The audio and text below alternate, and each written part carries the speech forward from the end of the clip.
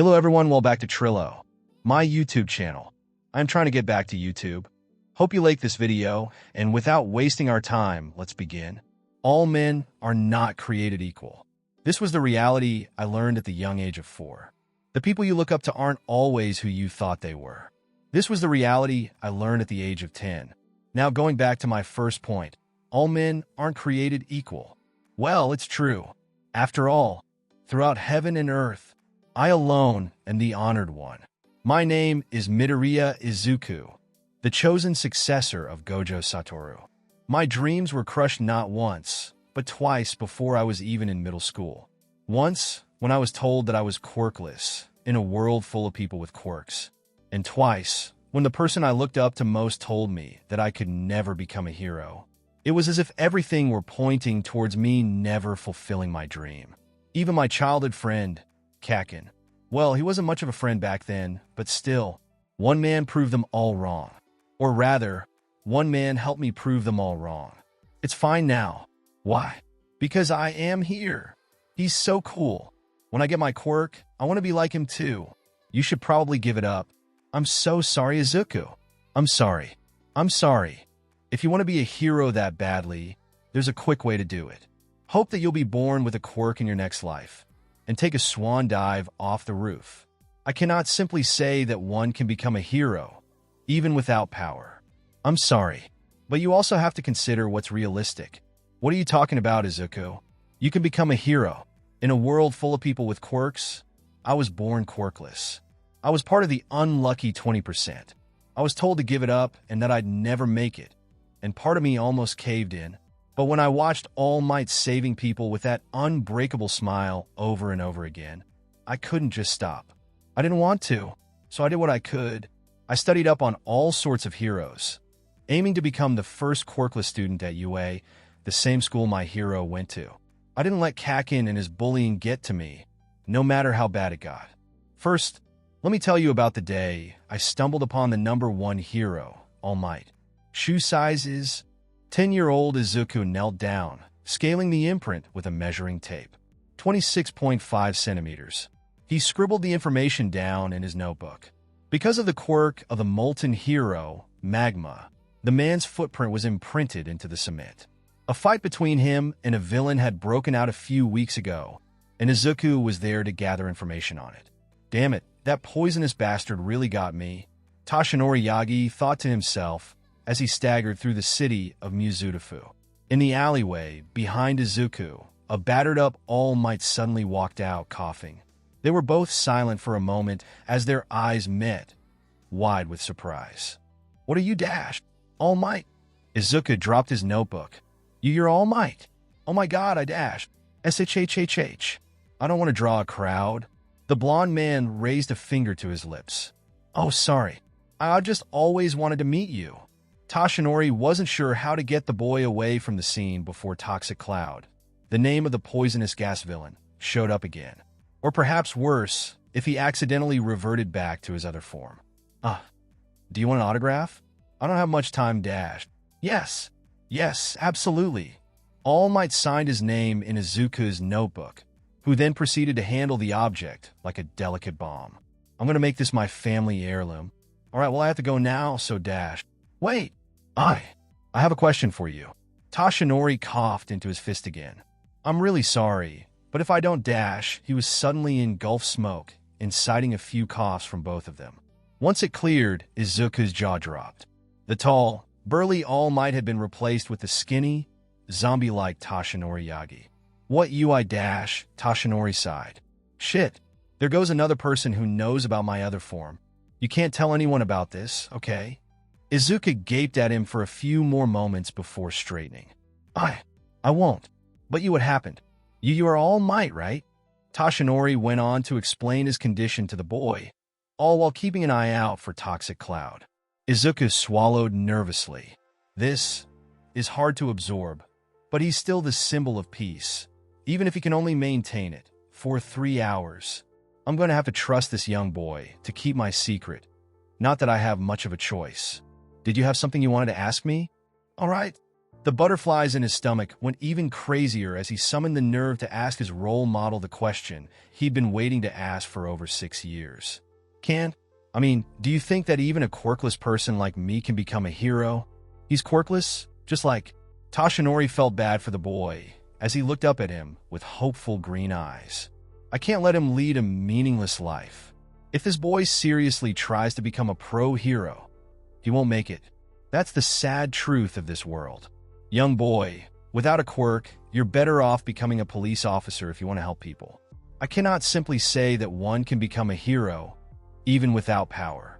I'm sorry, but you also have to consider what's realistic. After hearing those words, something cracked inside of Midoriya. Throughout the years, it stayed broken, even after he met Gojo Satoru. Or rather, the spirit of Gojo Satoru. That night, Midoriya lied awake in bed, staring at the ceiling. Right, I should have known. I don't have a quirk. There's nothing special about me. How could I? Tears welled up in his eyes. How could I ever even dream of being a hero? By the time he fell asleep, it was almost morning. This boy's spirit, it's so bright. How unusual. It reminds me of Yuji. Gojo Satoru grinned, placing a finger to his chin. Maybe he's the one. Midoriya suddenly gasped. Sitting up? Where am I? He stood up, looking around the strange place. He couldn't quite describe it. It was like being in a dark, unexplainable wonderland, if it had a crossover with the universe. Despite not being able to see or feel the ground, he could stand upright and walk just fine. What a strange lucid dream. He tried to change the setting with no luck. I can't wake up either? What a nightmare, he thought as he wandered around. His eyes widened. Oh no, am I in a coma or something? The sudden sound of laughter scared Midoriya to the bone. You're not in a coma, don't worry. A young man suddenly appeared in front of him, wearing a dark leather suit. He had soft-looking stark white hair and unusually bright blue eyes, like all of the morning sky condensed into one point. Midoriya also noted that he was incredibly good-looking, especially with those brilliant eyes of his. For some reason, he felt like the man was much older than he looked. But if he ignored that, he looked to be in his early 20s or so. Who are you? My name is Gojo Satoru. And you? Midoriya, Izuku. Are you part of my dream? No. Well, kind of. What do you mean? We're inside of my domain while in your dream. Like a yolk and an egg? None of our real bodies are here. These are our spiritual manifestations. I don't understand. Is this your quirk? What are your intentions? Are you a villain? Slow down, no. This isn't the effect of a quirk. I don't have one anyway. My intentions are rather complicated, but I promise they aren't bad. And I'm pretty much the opposite of a villain, if I say so myself. He's quirkless like me? Then how are you doing this? It all feels way too real to be a simple dream. It's my jujitsu limitless, an application of it. At least, jujitsu? Like the martial art? Does he do karate? Gojo suppressed another laugh. To put it in very simple terms, they're the quirks of my world. Your world? Yep, I'm not from your world. I came from a completely different universe. Midoriya let out a nervous laugh. A different universe? No way. That's not possible. This has to be some kind of bad joke. Oh, but it is. Izuku, I'm dead. I died a while ago in my world. For reference, I was the strongest. Obviously, I wasn't just going to go poof with all my abilities. Someone needed to inherit them, to take on the burden of the strongest.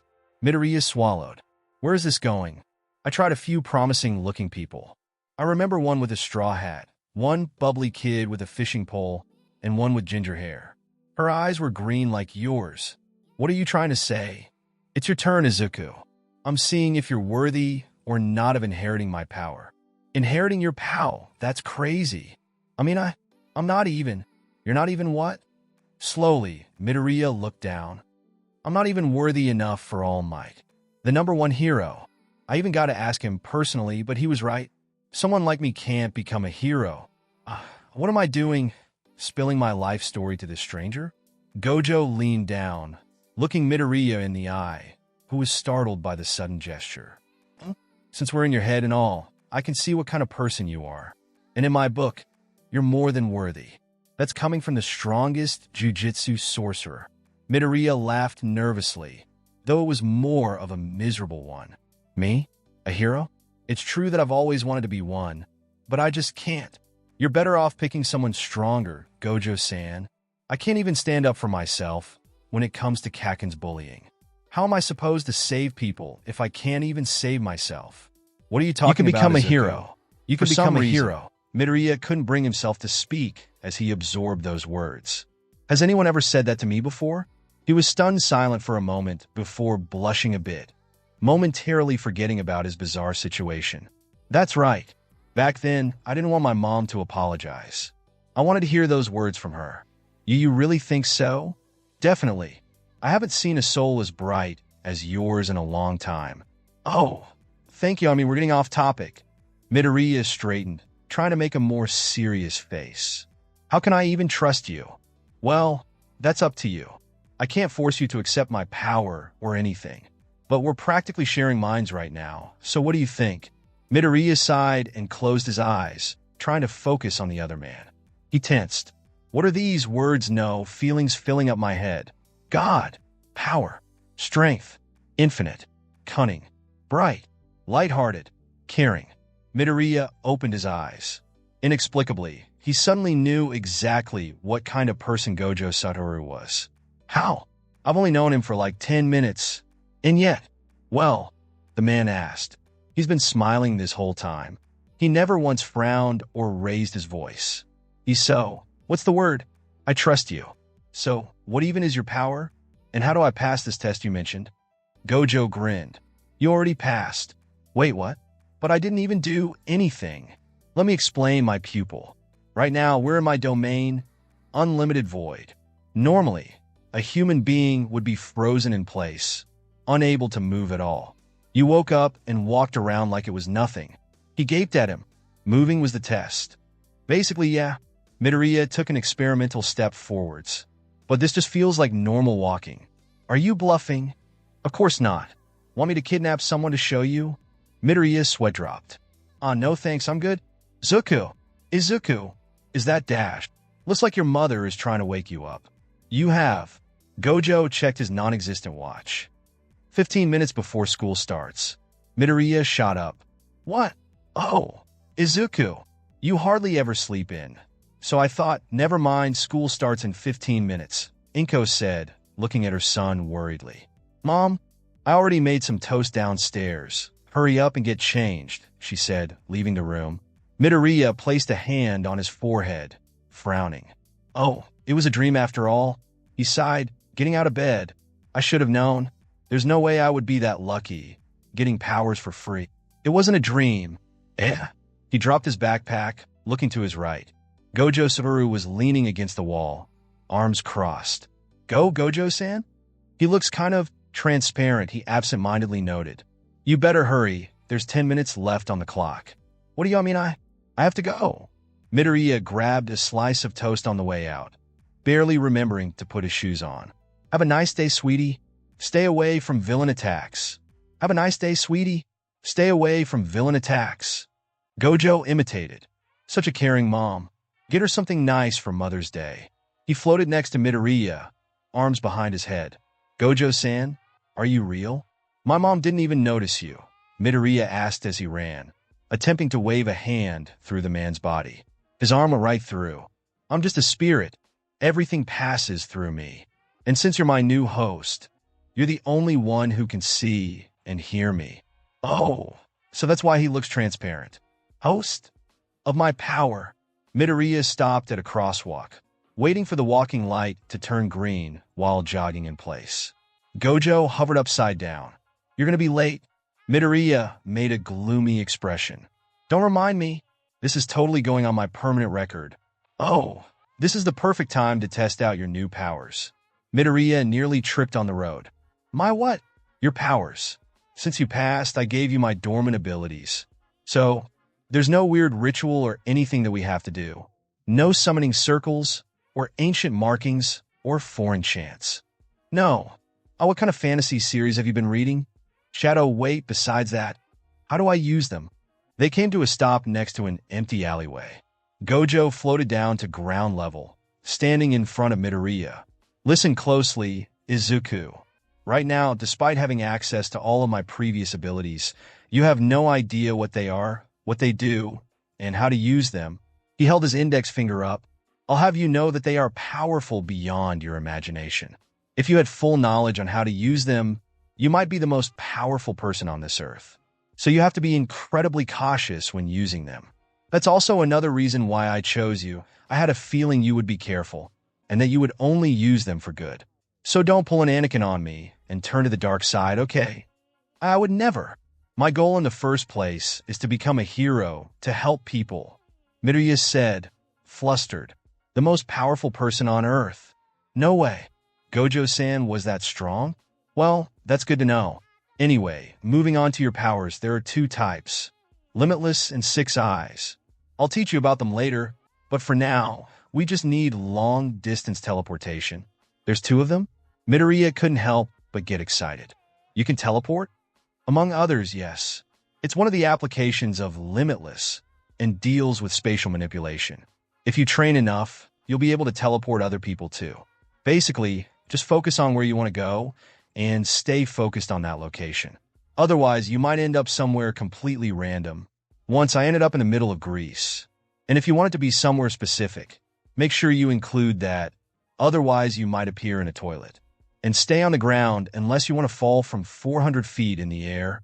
Gojo gave him a thumbs up. Good luck. Midoriya gulped. All right. He closed his eyes, nervous. Aldera Elementary School. Aldera Elementary School. He pictured the familiar brick walls, the hallways, the wooden doors, not the bathrooms, the dirt pathway, the familiar path to get there. Midoriya opened his eyes upon feeling a strange, light sensation, screaming when he saw nothing but space around him. But no sound came out. A split second later, he felt solid ground again and looked around to see the pastry shop in front of him. I'm back. Oh, so close. At least you managed to teleport, Gojo said from behind him. Midoriya whipped around. Did you see that? We were just next to the other street dash. That's teleportation.